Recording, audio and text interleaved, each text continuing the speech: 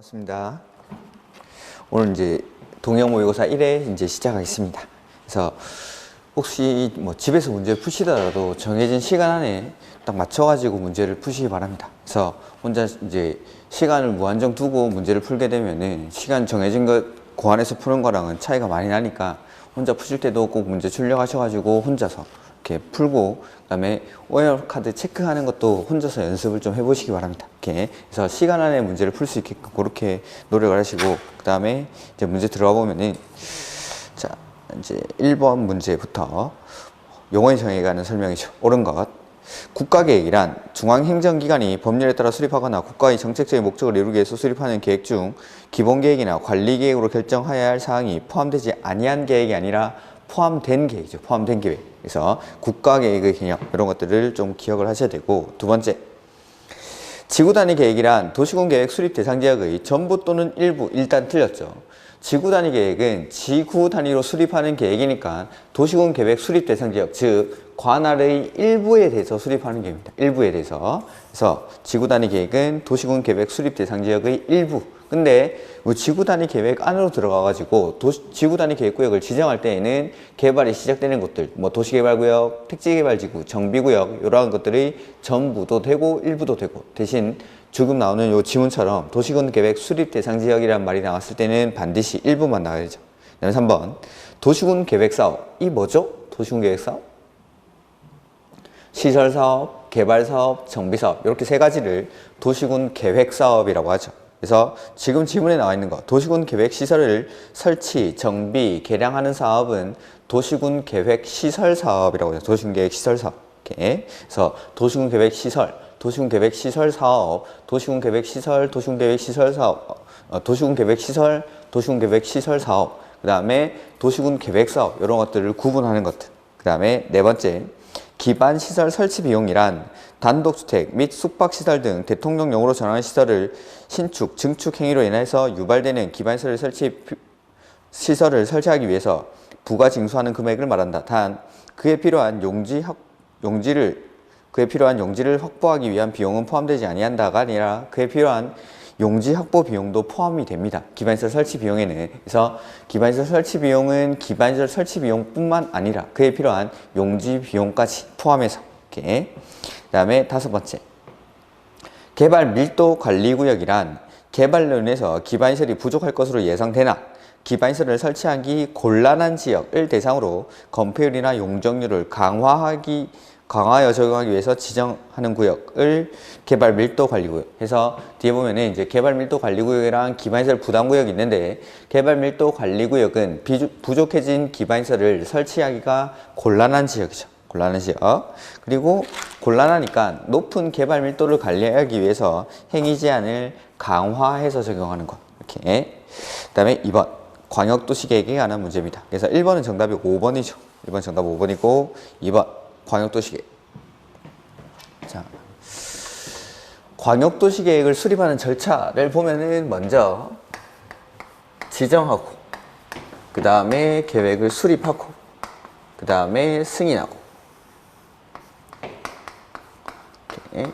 그래서 광역도시계획은 지정, 수립, 승인 이렇게 만들죠.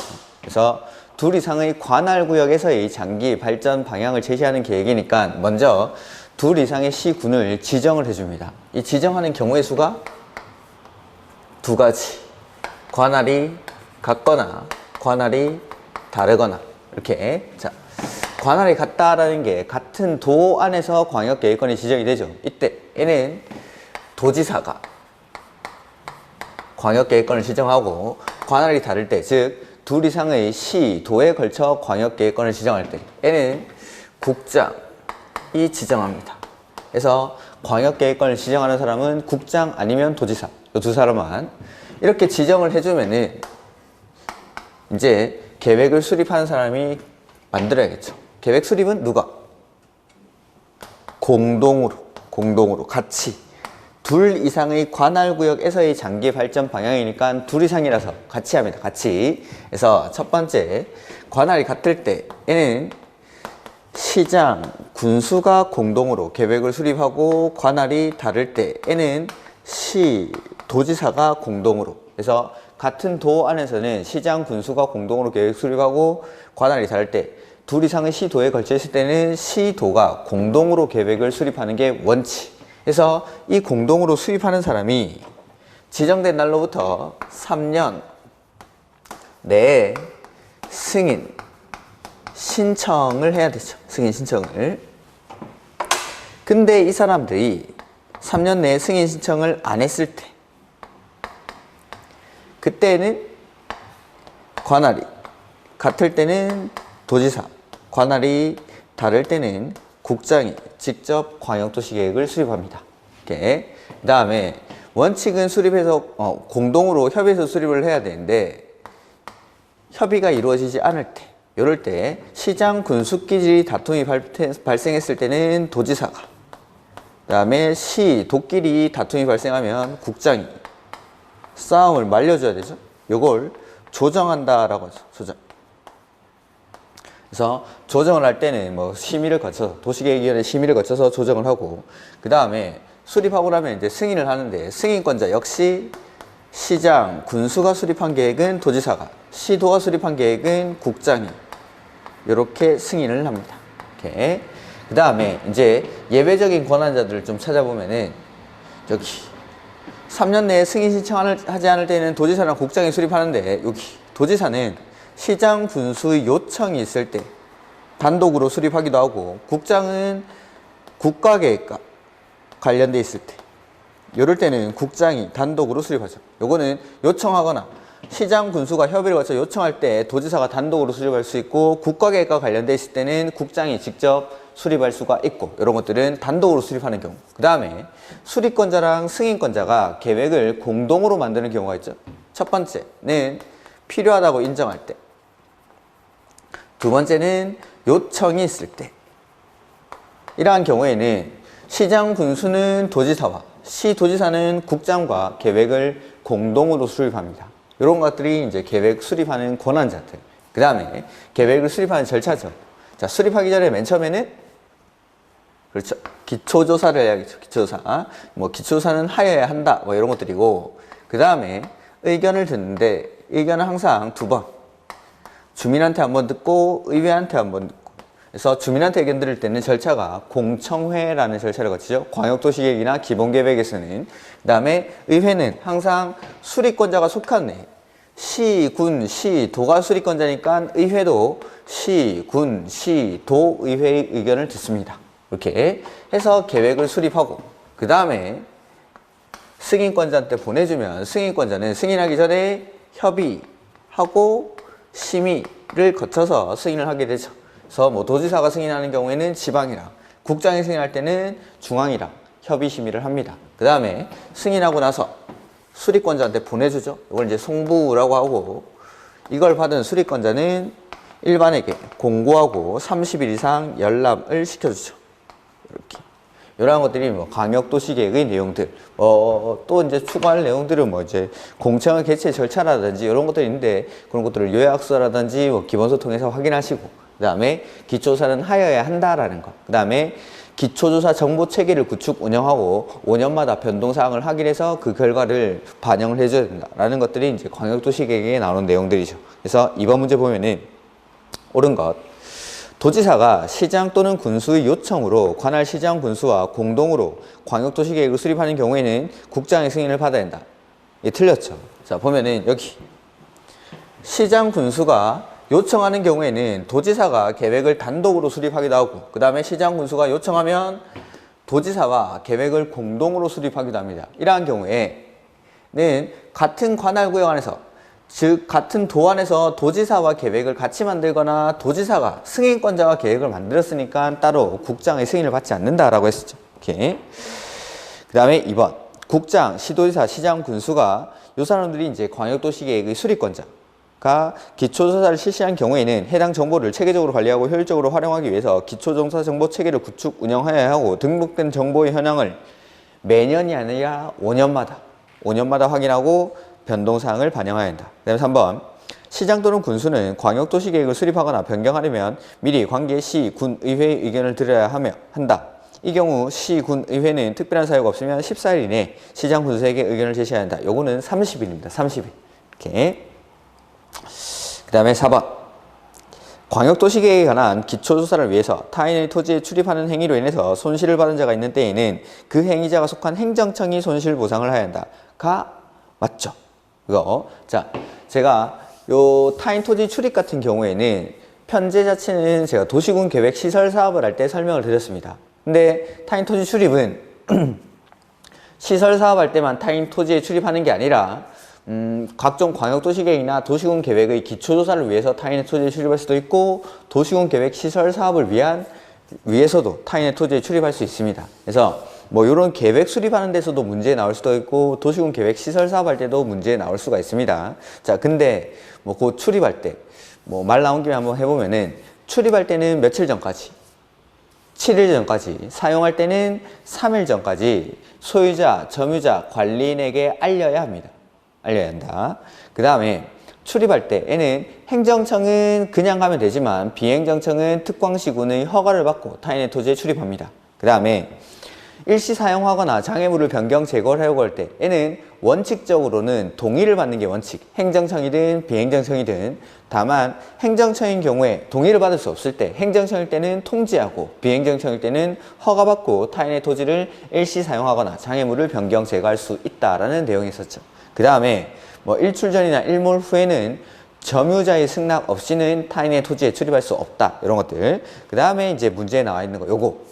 그래서 타인의 토지에 출입하는 행위로 인해서 손실을 입은 자가 있을 때에는 행위자가 직접 보상하는 게 아니라 그 행위자가 속한 행정청이나 사업의 시행자가 보상을 한다라는 거. 시킨 사람이. 이런 것들. 그래서 출입에 관해서는 다른 회차에 문제 어디 하나 들어가 있을 테니까 그때 좀 더 자세하게 보도록 하겠습니다.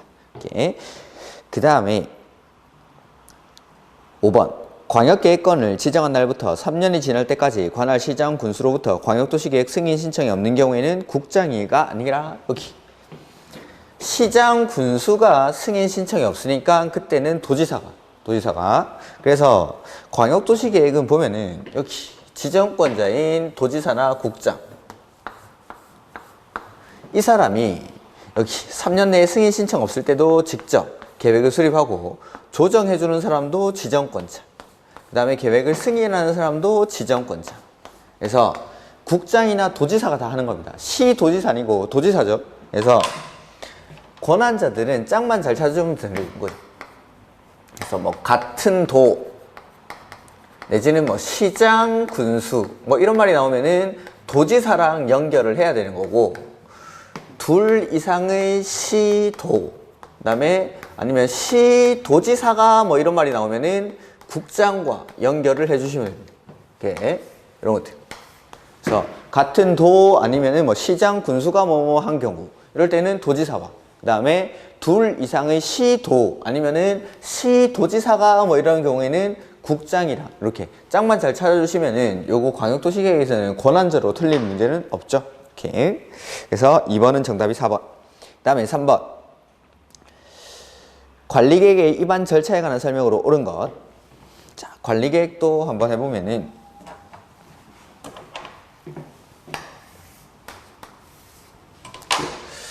광역도시계획은 수립하고 승인하고, 하지만은 관리계획은 입안하고, 그 다음에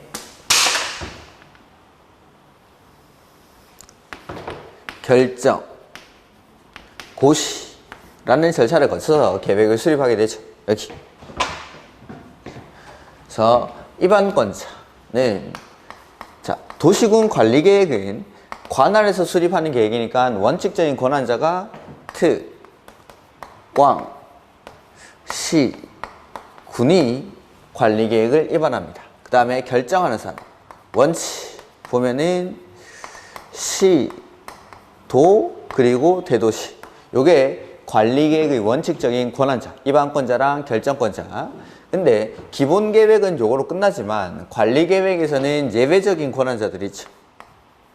그래서 예외적으로 관리계획을 국장이 입안하는 경우가 있고 도지사가 관리계획을 입안하는 경우가 있죠. 이렇게.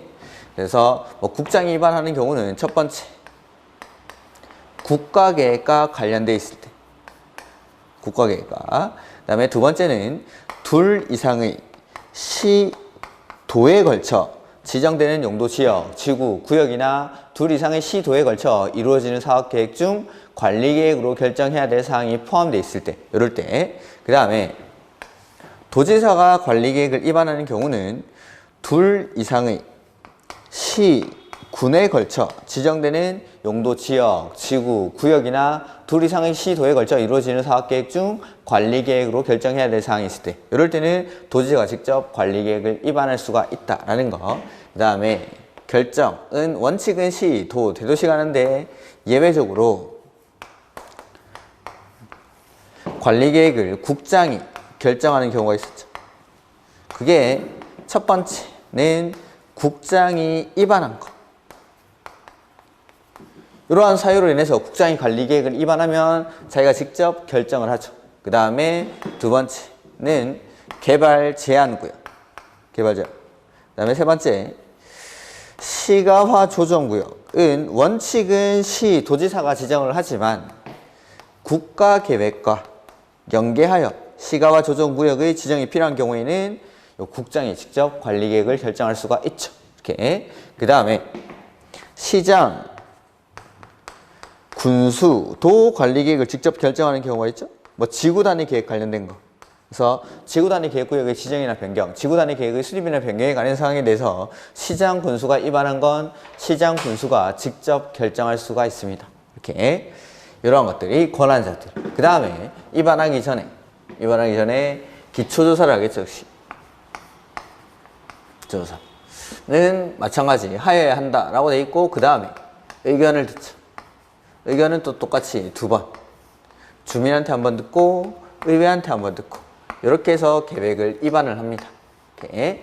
자, 이 기초조사에는 포함돼야 되는 내용이 토지 적성 평가, 그 다음에 재해 취약성 분석이랑 환경성 검토까지가 관리계획 기초조사의 내용에는 포함이 돼야 되고, 주민한테 의견 들을 때에는 광역도시계획에서는 공청회라는 절차를 거쳤지만 여기서는 이제 열람을 시켜줘야 되죠. 그래서 열람 공고를 먼저 하고 나서 그 다음에 14일 이상 열람을 시켜주죠. 주민한테 의견 듣는 건 항상 14일. 그 다음에 이 의견 제시 기간 안에 의견서를 제출하면 여기에서 답변 주는 기간이 60일 내에 결과 통보를 합니다. 이런 것들이 주민의 의견 청취 절차. 그 다음에 의회 의견은 특, 광, 시, 군이 수립권자니까 특, 광, 시, 군 의회 의견을 듣는데, 의회 의견을 반드시 들어야 되는 게 한 두 가지 정도 있었죠. 세 가지 정도인데 뭐 두 가지만 기억하시면 되는데, 첫 번째가 용도 지역, 지구, 구역의 지정이나 변경 지정. 그 다음에 두 번째는 광역도시계획에 포함된 광역시설의 설치, 정비, 개량에 대해서는 의회 의견을 반드시 들어야 된다. 뭐 용광중이라고 했죠. 하나 더 있는 게 중요한 기반시설. 그래서 첫 번째가 용도, 지역, 지구, 구역의 지정이나 변경 지정. 두 번째는 광역도시계획에 포함된 광역시설의 설치, 정비, 개량. 그 다음에 세 번째는 일부 중요한 기반시설의 설치, 정비, 개량에 대해서는 의회 의견을 반드시 들어야 된다라는 거. 이러한 것들이 위반의 절차. 그 다음에 이러한 것들 정도 보고 일단은 문제 한번 보죠. 3번 문제 옳은 거. 특별시장, 광역시장, 시장 군수는 인접한 관할구역의 전부 또는 일부를 포함하여 관리계획을 위반할 수 있습니다. 자, 기본계획 역시 인접한 관할구역을 포함해서 기본계획을 위반할 수 있고, 그 다음에 관리계획 역시 인접한 관할구역을 포함해서 관리계획을 위반하는 게 가능하죠. 그 다음에 2번, 둘 이상의 시도에 걸쳐 지정되는 용도 지역, 지구, 구역과 둘 이상의 시도에 걸쳐 이루어지는 사업계획 중 관리계획으로 결정해야 될 사항이 있는 경우에는 둘 이상의 시도에 걸치니까 이때는 국장이. 그 다음에 3번, 관리계획은 계획의 상세 정도, 도시군 관리계획으로 결정하여야 하는 기반시설 종류 등에 대해서 도시 및 농산, 어촌 지역의 인구 밀도, 토지 이용의 특성 및 주변 환경 등을 종합적으로 고려해서 차등을 두어 위반해야 한다. 네, 요게 정답이죠. 이게 3번은 정답이 3번. 그래서 요거랑 그 다음에 5번 지문 한번 볼까요? 5번 지문. 광역도시계획이나 기본계획을 수립할 때 관리계획을 함께 위반할 수 있죠. 요게 동시 입안의 특례라고 했었죠. 그래서 지역별로 관리계획은 차등을 두어서 입안을 해야 되고, 그 다음에 5번에 관리계획을 조속히 입안해야 될 필요가 있을 때, N은 광역도시계획이나 요거 기본계획을 수립할 때 관리계획을 함께 입안할 수가 있다라는 거. 그 다음에 4번 해당 지구단위 계획구역이 상업지역에 위치하는 경우 N은 기초조사 내용에는 토지 적성평가를 포함해야 한다 가 아니고 생략할 수 있는 경우죠. 자, 요 기초조사 생략 사유는 좀 보도록 하죠. 우리 기본서에 관리계획 파트에 가보시면은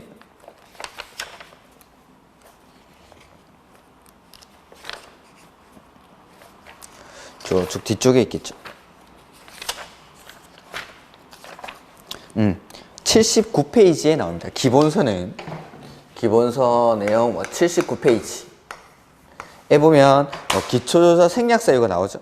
이렇게. 그래서 제가 다른 건 몰라도 요 기초조사 생략 사유 6가지 정도는 기억을 하시라고 했는데, 그 중에 첫 번째, 해당 지구 단위 계획구역이 도심지에 위치하는 경우, 그 도심지가 어디라고 했죠? 가로 안에 상업지역이나 상업지역에 연접한 지역. 그래서 제가 도심지로 안 내놓고 그걸 상업지역 이렇게 바꿨습니다. 상업지역으로. 요게 이제 기초조사를 생략할 수 있는 경우죠. 이 기초조사 생략 사유는 뒤에 나오는 토지적성평가, 취약성 분석, 환경성 검토에도 공통적으로 다 생략할 수 있는 사유로 들어갈 수 있는 거.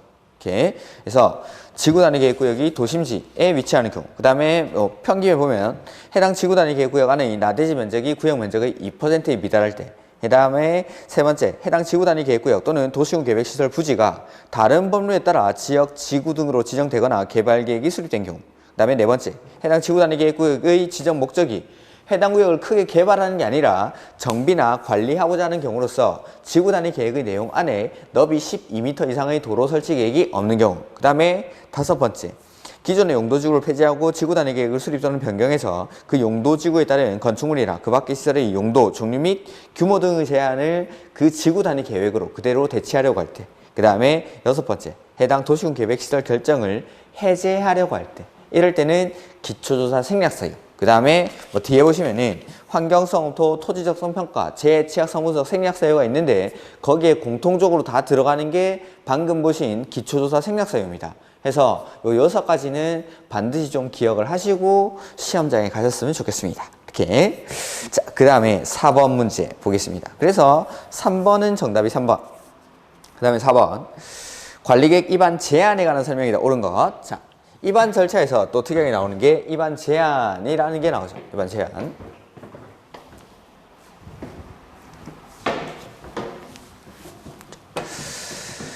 주민은 일정한 사항에 대해서 입안을 제한할 수 있죠. 우리 기본서에는 그 앞쪽으로 가시면 나옵니다.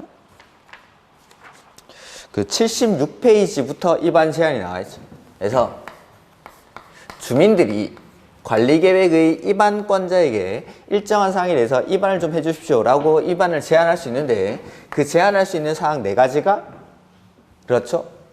용, 산, 기, 지라고 했었죠. 용, 산, 기, 지 해서 기는 기반시설의 설치, 정비, 개량. 그 다음에 지가 지구단위 계획구역의 지정이나 변경, 지구단위 계획의 수립이나 변경. 그 다음에 산업, 유통개발진흥지구. 그 다음에 기존의 용도, 지구에서의 행위 제한 등을 지구단위 계획으로 대체하기 위한 용도지구의 지정이나 변경. 요러한 사항에 대해서 제한을 하는데, 제한할 때는 동의가 필요해요. 동의가. 그래서 기반시설에 대해서 제한할 때는 면적 5분의 4, 그 다음에 나머지는 면적 3분의 2 이상의 동의를 받아서 입안권자에게 제한을 합니다. 이렇게. 그리고 제한할 때는 도시군관리계획 도서와 계획 설명서를 첨부하여야 한다. 이런 것들. 그 다음에 입안을 제한을 받은 입안권자는 주민에게 답변을 주는데, 그 답변 주는 기간이 45일. 그리고 불가피한 경우에는 30일의 범위 안에서 연장을 할 수가 있죠. 그 다음에 비용은 전부 또는 일부를 부담시킬 수 있다. 이런 것들. 그 다음에 입안 제한받은 사항을 입안에 반영할지 말지 여부를 결정할 때는 도시계획위원회의 자문을 거친다라고 했죠. 심의를 거치는 게 아니라 자문. 이런 것들. 요게 이제 입안 제한이었습니다. 입안 제한은 뭐 이렇게 단독 문제로 한 문제로 나올 수도 있고 지문에 섞여서 한 문제 나올 수도 있고 나오긴 나오는데 뭐 어떻게 나올지는 모르겠지만 무조건 나오는 거죠. 이렇게. 자, 보면은 4번 옳은 것. 그 문제를 보시면 아시겠지만 대부분은 옳은 문제일 겁니다. 그래서 웬만하면 틀리게 낼 수 있는 만큼 다 틀리게 내놨습니다. 그래서 문제 풀 때 뭐 문제 양도 그 지문 길이도 실제 시험보다는 조금 더 깁니다.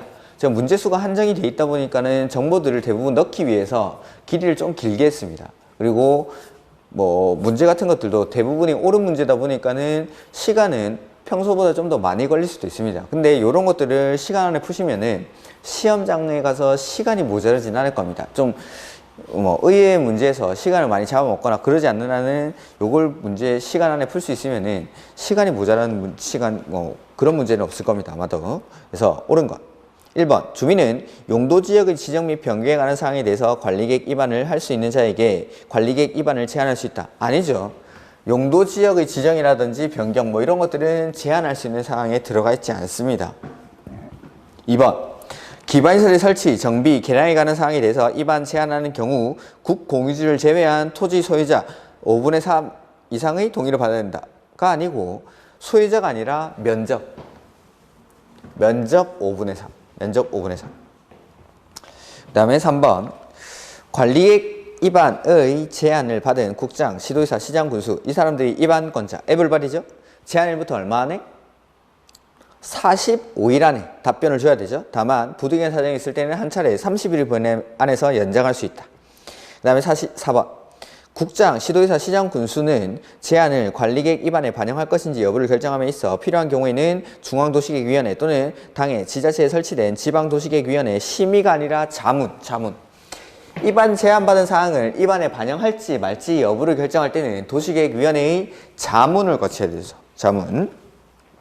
그 다음에 관리계획 위반을 제한받은 제안은 제한된 관리계획의 위반 및 결정에 필요한 비용의 전부 또는 일부를 제한자에게 부담시킬 수 있다. 이런 것들. 뭐 정답은 쉽습니다. 그래서 내가 알고 있는 것들을 정확하게 찍을 수 있느냐만 하시면 됩니다. 이렇게. 그래서 위에 있는 지문들에 헷갈리지 말고 정답만 정확하게 찾아내시면 되죠. 그 다음에 5번. 용도지역의 지정에 관한 용도지역에 관한 설명으로 옳은 것. 그래서 기본적으로 아셔야 되는 거는 용도지역을 어떻게 지정하는지. 용도지역의 지정은 지금 보시는 관리계획으로 지정을 하죠. 그래서 용도지역을 지정하는 사람은 관리계획의 결정권자, 즉 국장, 시, 도, 대도시시장이 용도지역을 지정을 합니다. 그 다음에 용도지역이 세분되거나 변경되는 것 이런 것들 세분되는 것. 그래서 용도지역은 크게 도시지역, 관리지역, 농림지역, 자연환경 보전지역으로 구분하고 도시지역은 다시 주거지역, 상업지역, 공업지역, 녹지지역. 그 다음에 녹지지역은 어떻게 세분되죠? 지금 이게 빨리 대답이 안 나오시는 분들은 이 용도지역의 세분, 우리 기본서에는 뭐 요약서를 보시든지 기본서를 보시든지 이건 뭘 봐도 상관이 없는데 거기 100페이지에 나와 있는 거. 우리 기본서의 100페이지에 그래서 용도지역의 세분 이런 것들은 기본적으로 알고 가시면 돼요. 기본적으로 이런 것들을 틀리면은 정말 눈물 나죠. 자, 그래서 용도지역에 관한 설명으로 옳은 거 보면은 1번 국장, 시도지사, 대도시시장은 용도지역의 지정 또는 변경을 기본계획이 아니라 관리계획으로 이걸로 결정을 해야 되죠. 그 다음에 일종 전용이란 단독 양호한 이런 것들 틀리면 큰일 납니다. 자, 일종 주거지역은 다시 전용, 일반, 준주거지역으로 구분하고 전용 주거지역은 다시 1종, 2종으로 일반은 1종, 2종, 3종으로 구분하죠. 그래서 전용 주거지역은 양호한 주거환경, 일반 주거지역은 편리한 주거환경 이렇게 나누고 단독 양호한, 공동 양호한 이게 1종, 2종을 구분하는 기준. 그 다음에 일반은 1종, 2종, 3종으로 구분하는데 건물의 층수를 가지고 구분하죠. 그래서 1종, 2종, 3종은 저층, 편리한, 중층, 편리한, 중고층, 편리한 이렇게 일반 주거지역을 구분합니다. 그 다음에 준주거지역은 주거기능을 위주로 일부 상업기능이나 업무 기능의 보완이 필요한 지역 이런 곳이 준주거지역. 이렇게 그래서 단독주택 중심의 양호한 주거환경이 일종 전용. 그 다음에 3번 시, 도지사 또는 대도시 시장은 해당 시, 도 또는 대도시, 도시군 계획 조례로 정하는 바에 따라 도시군 관리계 결정으로 주거지역, 상업지역, 공업지역, 녹지지역을 추가적으로 세분해서 지정할 수 있다. 요게 정답. 3번. 이러한 것들은 상당히 생소할 수도 있는데 우리 요약서 101페이지 요약서 아니라 기본서 101페이지에 중간쯤에서 참고라고 써져 있습니다. 이게 이제 작년 말 정도에 새로 생긴 조문이기 때문에 이런 것들은 반드시 좀 눈에 익혀놓고 가십시오.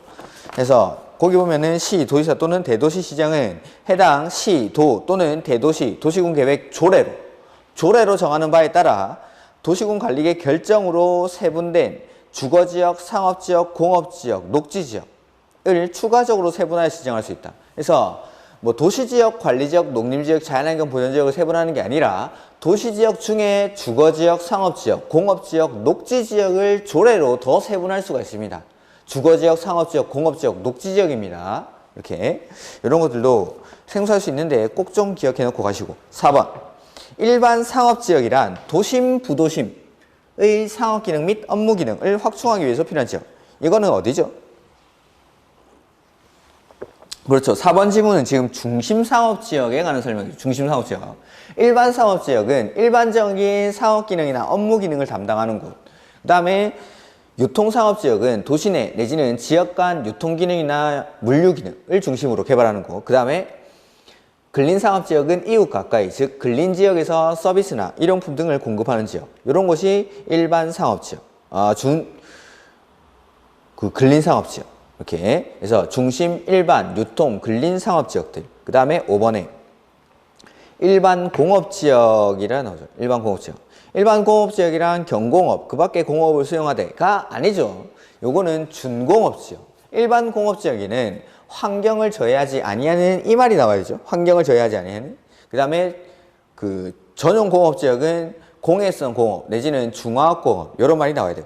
이렇게. 그래서 경공업, 그 밖에 공업을 수용하되 주거기능, 상업기능, 업무기능의 보완이 필요한 지역은 준공업지역.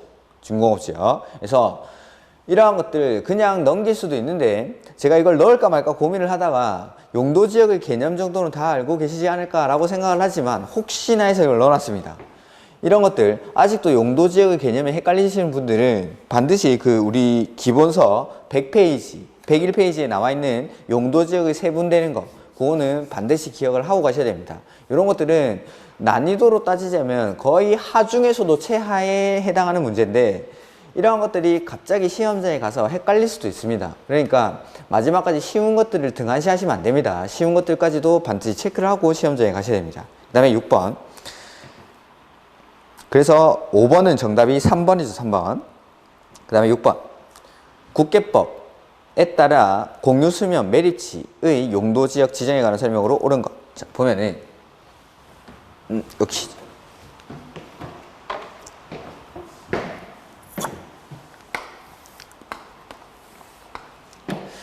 용도지역은 원칙 관리계획으로 지정을 하죠. 그래서 입안,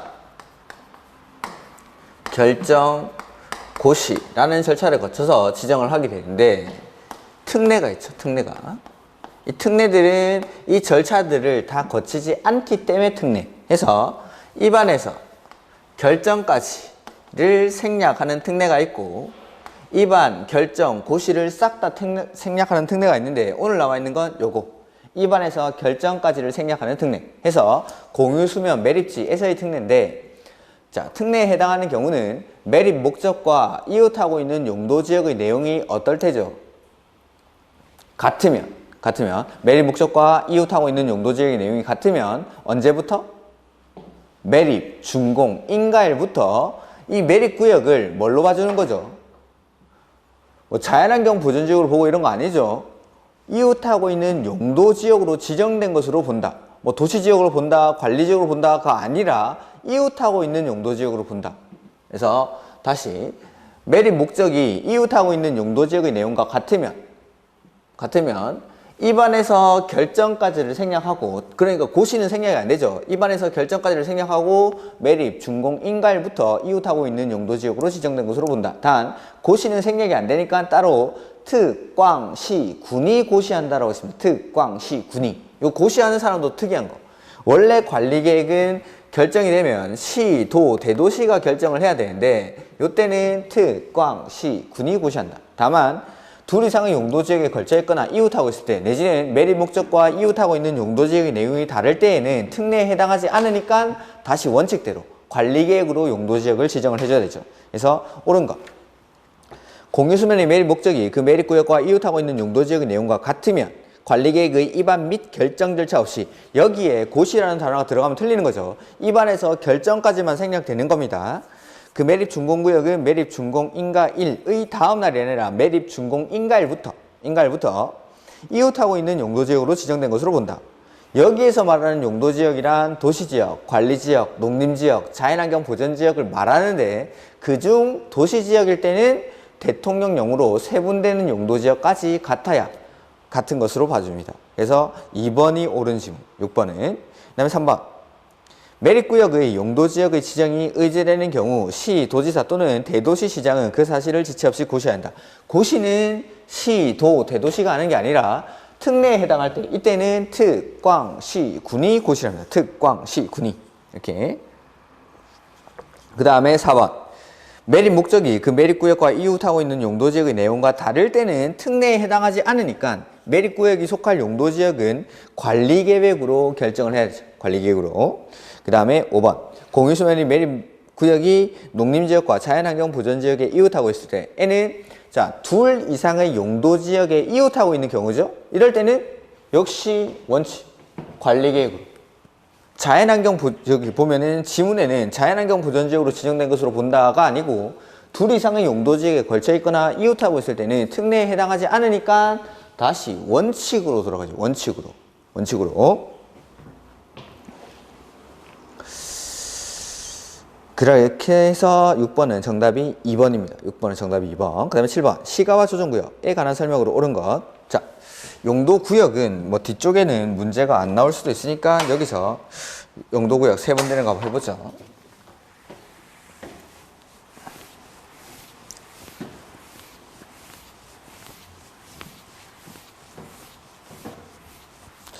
용도구역은 일단 종류가 4가지가 있죠. 첫 번째가 개발, 제한, 구역. 그 다음에 두 번째는 시가화, 조정구역. 그 다음에 세 번째가 도시, 자연, 공원구역. 그 다음에 네 번째는 수산, 자원, 보호구역. 이렇게 4가지.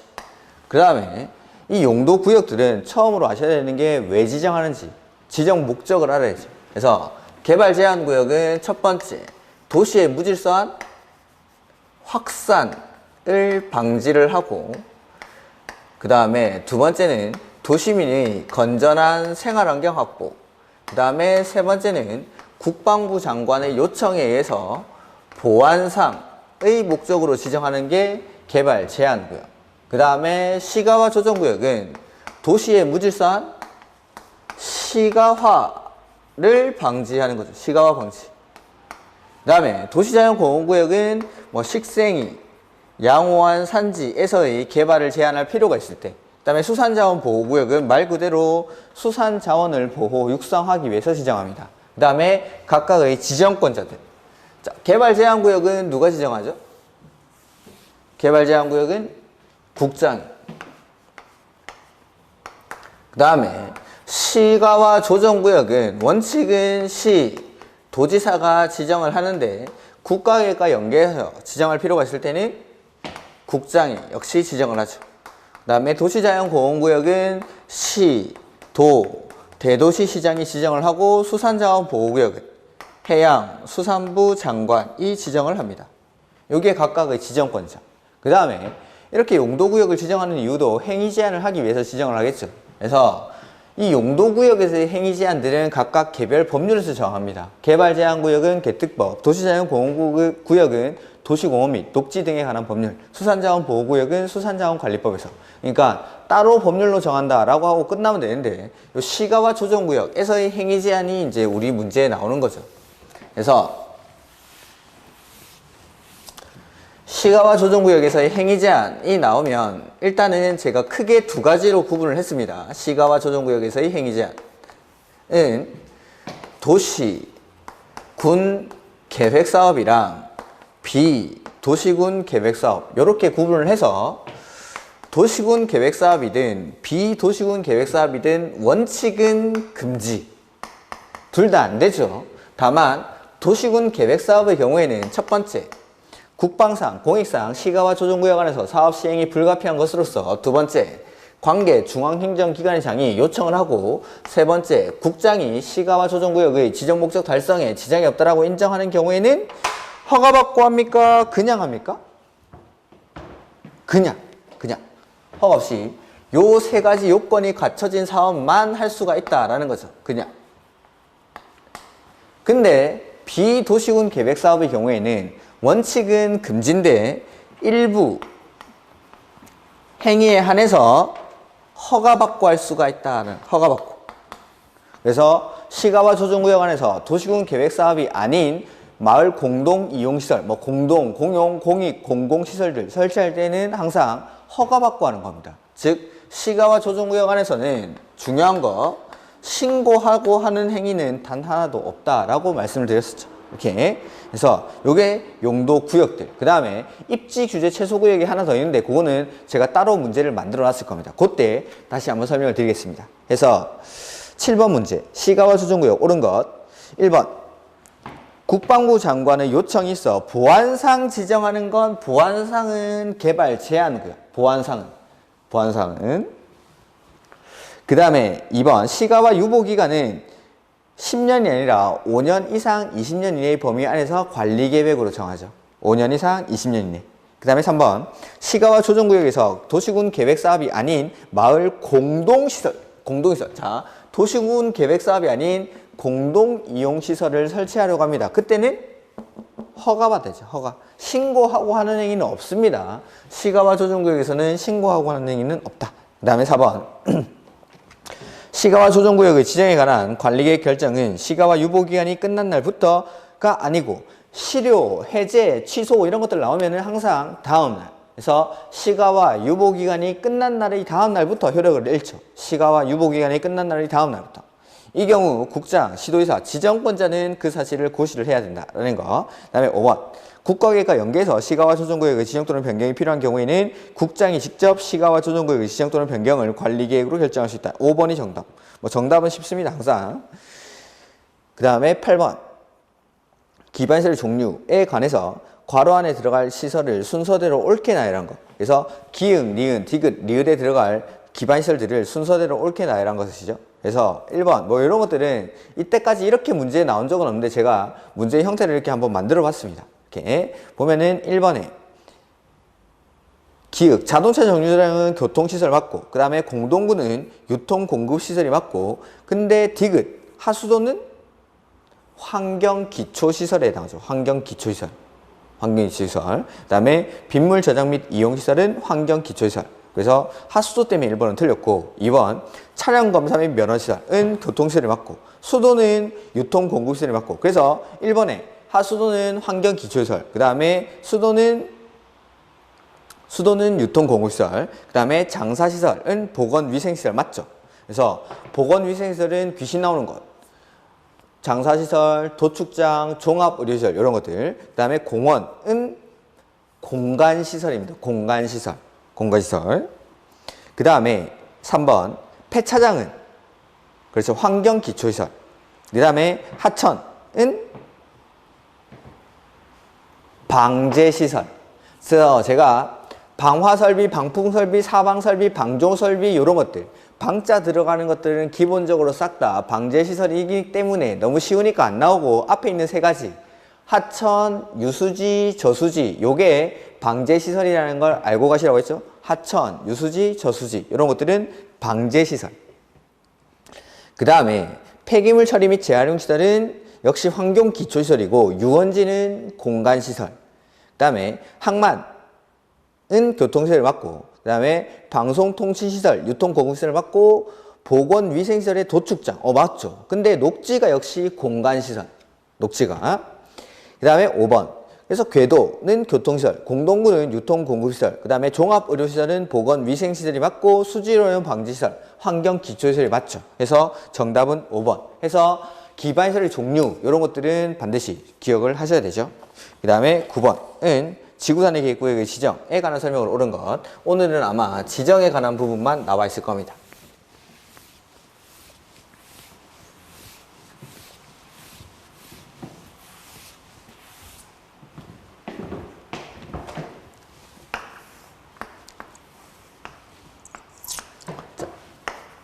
지구 단위 계획은 일단 우리 아까 용어의 정의에서 나왔던 거죠. 지구 단위 계획은 여기 지구 단위로 수립하는 계획이니까 관할의 전부입니까? 일부입니까? 일부. 즉 도시군 계획 수립 대상 지역이라는 말이 나오면은 그 뒤에는 반드시 일부만 나와야 됩니다. 도시군 계획 수립 대상 지역 그 뒤에는 일부만. 그 다음에 뭐 토지 이용을 합리화하고 기능을 증진시키기 위해서 수립하는 관리 계획이 지구 단위 계획이죠. 그래서 어디를 합리화할지를 먼저 지정을 해줘야 되고 여기에 맞는 계획을 지정한 다음에 어디를 합리화할지를 먼저 지정을 하고 그 다음에 여기에 맞는 계획을 수립을 하는 거. 이렇게. 요게 지구 단위 계획구역의 지정, 지구 단위 계획의 수립. 이렇게. 자, 이 지구 단위 계획구역의 지정은 원칙. 개발이 시작되는 곳들의 전부도 되고, 일부도 되고, 이렇게. 그래서 도시개발구역, 택지개발지구, 정비구역, 경제자유구역, 산업단지와 준산업단지, 관광단지와 관광특구 등등등 특정한 지역, 지구, 구역들 뒤에는 전부가 나와도 되고 일부가 나와도 되고 근데 요거 도시군 계획 수립 대상 지역이란 말 뒤에는 반드시 일부만 이렇게 원칙은 지정을 할 수 있다가 원칙이죠. 할 수 있다. 근데 예외적으로 지구 단위 계획구역으로 반드시 지정을 하여야 하는 경우가 있죠. 그게 뭐죠?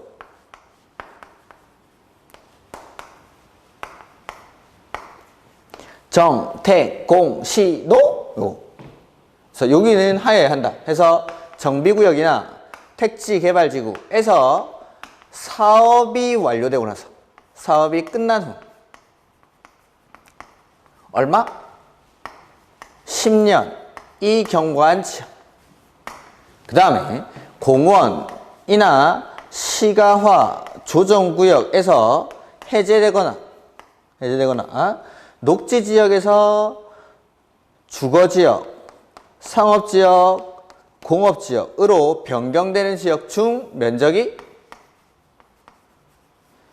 30만 제곱미터 이상인 곳. 이러한 곳들은 지정하여야 한다라고 했었죠. 이게 지구 단위 계획구역의 지정에 관한 부분. 그래서 원칙은 할 수 있는데 예외적으로 하여야 하는 곳들, 이런 것들을 암기를 하셔야 되죠. 그래서 9번 보시면 옳은 것. 지구 단위 계획구역은 국장, 시도사, 시장, 군수가 관리계획으로 지정한다. 1번이 정답. 그렇죠? 지구 단위 계획구역은 어떻게 지정하는 거죠? 어떻게? 지정하는 절차는 관리계획으로. 즉 관리계획의 결정권자가 지구 단위 계획구역을 지정을 합니다. 그러면은 관리계획 결정권자가 아까 원칙은 시, 도, 대도시, 예외적으로 국장. 그러면 시, 도, 대도시, 예외적으로 국장 해서 국장, 시, 도, 대도시가 돼야 되는데 시장, 군수는 왜 들어가 있죠? 시장, 군수는? 정답을 알고 계십니까? 시장, 군수가 지구 단위 계획구역의 지정이나 변경, 지구 단위 계획의 수립이나 변경에 관해서 직접 입안을 하면 결정을 시장, 군수가 직접 할 수가 있죠. 그래서 지구 단위 계획구역은 시장, 군수도 지정을 할 수가 있습니다. 해서 여기 결정권, 지정권자의 시장, 군수가 들어가는 거죠. 그 다음에 2번. 1번이 정답이고 공원에서 해제되는 구역은 그 전부에 대해서 지구 단위 계획구역으로 지정하여야 한다가 아니라 할 수 있다. 공원에서 해제되는 구역은 할 수 있는 거고 이 해제되면서 면적이 30만 제곱미터 이상일 때 하여야 한다가 되는 거죠. 그 다음에 3번. 택지개발지구는 그 일부에만 지구단위 계획구역을 지정할 수 있어가 아니고 택지개발지구는 개발이 시작되는 곳이죠. 그러니까 일부뿐만 아니라 전부에 대해서도 지구단위 계획구역을 지정할 수가 있죠. 그 다음에 4번 도시개발구역에서 시행되는 사업이 끝난 후 10년이 지난 지역은 지구단위 계획구역으로 지정해야 한다.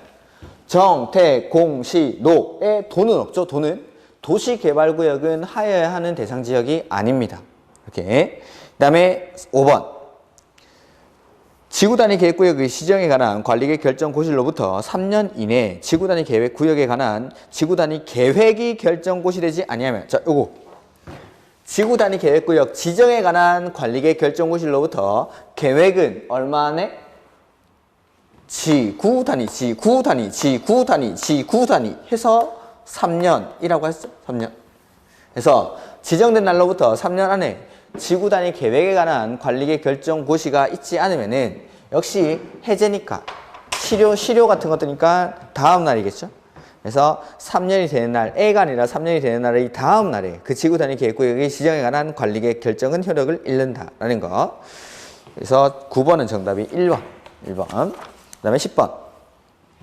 자, 이렇게 지정을 하고 나면 계획을 만들어야 되죠. 지구단위 계획에 꼭 들어가야 되는 게 용기. 그래서 지구단위 계획에 반드시 포함되어야 할 사항으로 옳은 것. 그러면 용기를 찾는 거죠. 용이, 건축물의 용도 제한, 건폐율, 용적률, 건축물 높이의 최고한도, 최저한도, 기가, 기반시설의 배치와 규모. 그래서 정답이 1번이죠. 1번. 그래서 건축물 높이의 최고한도, 최저한도 뿐만 아니라 건축물의 용도 제한, 건폐율, 용적률, 그 다음에 기반시설의 배치와 규모 이러한 사항들이 지구단위 계획에 반드시 포함되어야 하는 사항이죠. 이렇게. 그 다음에 11번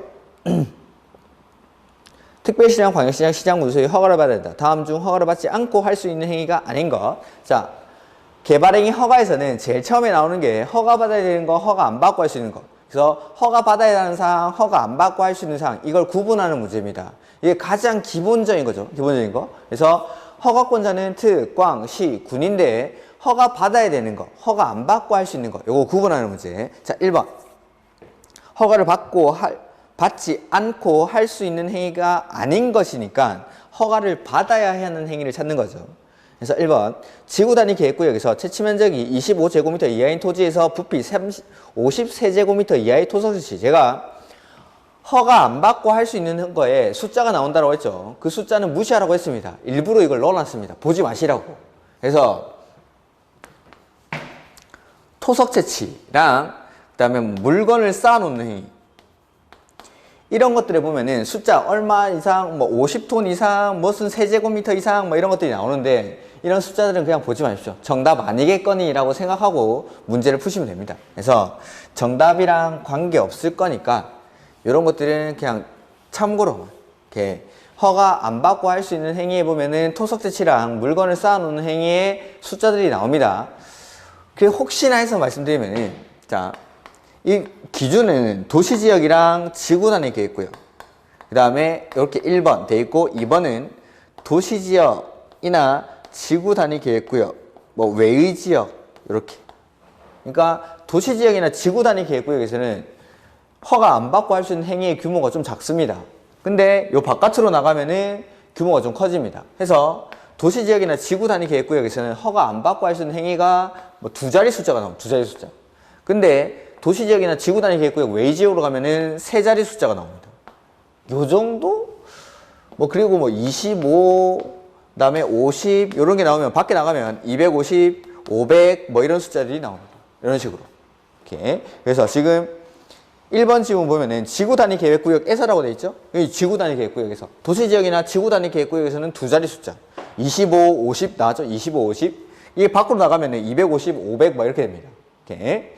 그래서 숫자 나오는 거는 참고로 보시고 2번 경작을 위한 토지의 형질 변경은 원칙적으로 허가를 받지 않죠. 다만 인접 토지 관계 및 농작업에 영향을 미칠 때에는 허가를 받아야 됩니다. 허가를. 그 다음에 그래서 개발행위 허가를 받아야 되는 경작을 위한 토지의 형질 변경을 좀 보면은 우리가 기본서에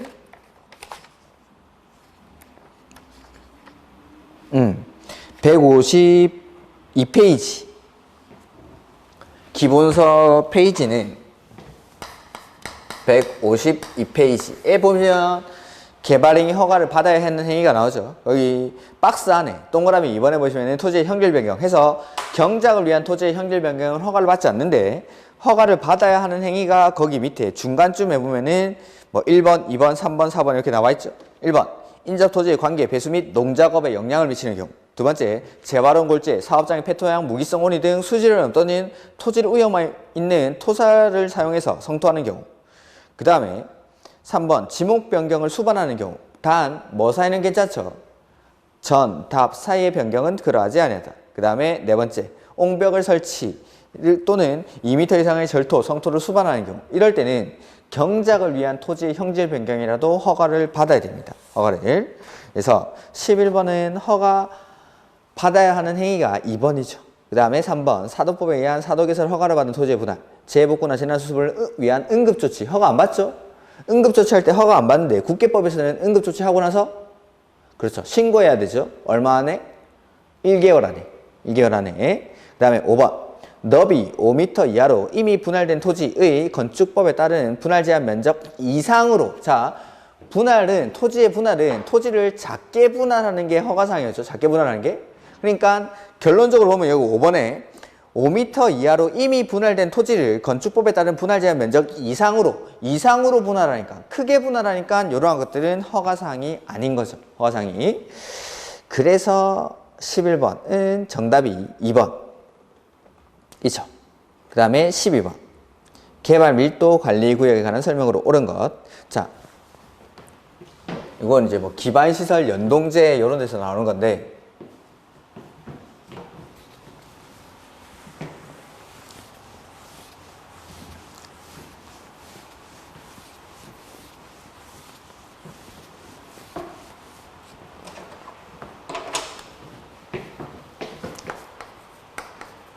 개발행위로 인해서 기반시설이 부족해집니다. 이 부족해진 기반시설을 설치를 해야 되는데 이 설치가 처음부터 곤란한 지역이 있고 가능한 지역이 있더라는 거죠. 이 곤란한 지역이 지정하는 게 개발, 밀도, 관리, 구역이죠.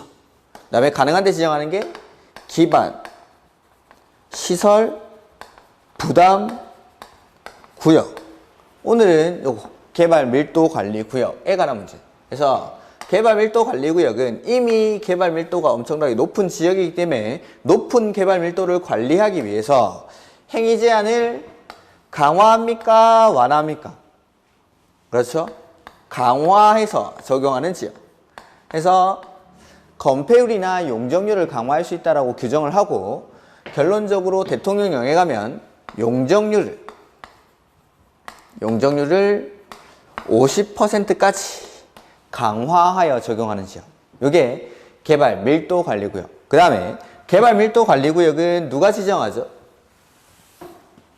개발 밀도 관리 구역은 특광시군이 개발행위 허가권자인 특광시군이 지정을 하죠.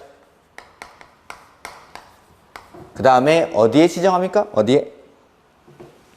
주거지역, 상업지역, 공업지역. 개발 밀도가 이미 높은 주거지역, 상업지역, 공업지역. 그 다음에 지정의 기준은 국장이 지정하겠죠. 국장이. 그 기준들이 도로, 수도, 하수도, 학교 이러한 것들이 향후 2년 이내 뭐 20% 부족할 것으로 예상되는 지역. 숫자는 2년 20%. 우리 기본서에는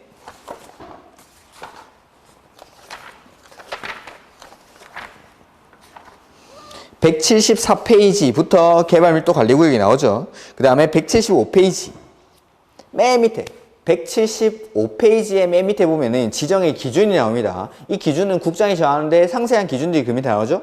개발밀도 관리구역은 도로, 수도, 하수도, 학교 등이 부족할 것이 예상되는데 설치가 곤란한 지역 해서 뒷페이지 보면은 숫자들 나오는 건 싹 다 2년 20%, 2년 20%. 그 다음에 이 개발밀도 관리구역을 지정하는 절차는 심의 거쳐서 지정하고 그 다음에 고시하고 이렇게 심의 거쳐서 지정하고 고시하고 이렇게.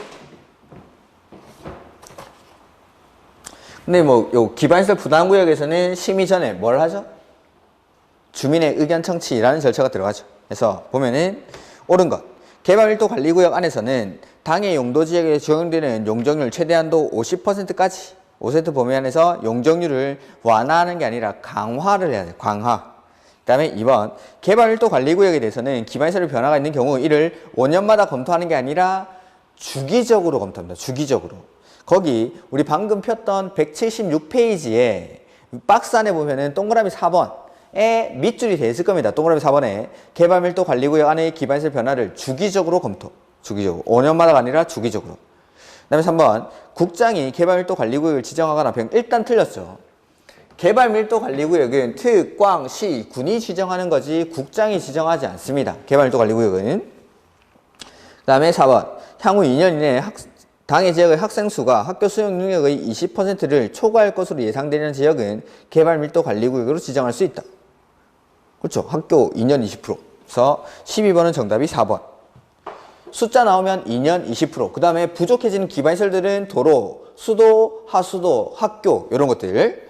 그 다음에 5번 특별시장, 광역시장, 시장 운수는 개발밀도관리구역이 지정되면 개발밀도관리계획을 수립해야 한다. 이런 건 없습니다. 기반시설 부담구역이 지정되면 기반시설 설치계획을 수립하지만 개발밀도관리구역은 그냥 용적률을 50%까지 강화해서 적용을 하는 것이죠. 이렇게. 그래서 12번은 정답이 4번. 이렇게. 자, 여기까지 하고 개발법부터는 조금 쉬었다가 보도록 하겠습니다.